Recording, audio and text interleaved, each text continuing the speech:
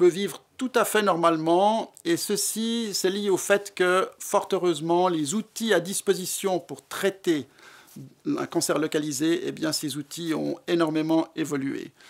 Et je prends comme exemple, parmi d'autres, l'ablation complète de la prostate chirurgicale. Elle se fait maintenant en laparoscopie, qui plus est avec assistance robotisée, c'est-à-dire qu'on travaille en 3 dimensions, on fait de la microchirurgie.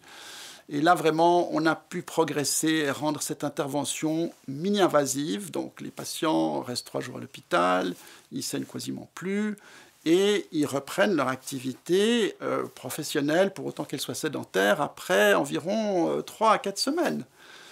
Il en va de même après les traitements focalisés qu'on peut faire avec des ultrasons.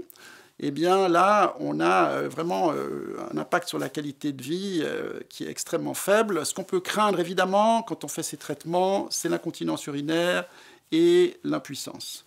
Alors, dans les 2 cas, pour ces 2 traitements dont je viens de parler, l'incontinence urinaire, le taux est vraiment faible.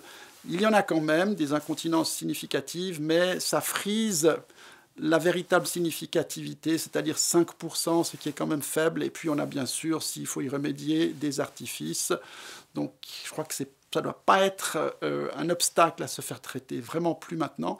L'impuissance, eh bien également, si on s'attaque à un cancer localisé, d'où bien sûr le bénéfice de la détection précoce, les nerfs érecteurs, quand on travaille avec le robot Da Vinci, eh bien on peut les épargner de façon très très complète. Et là, 80 à 90% des patients, s'ils sont sexuellement actifs auparavant, eh bien ils vont récupérer là. Donc il ne faut plus craindre, je pense, ces traitements comme on les a craints il y a 20 à 30 ans.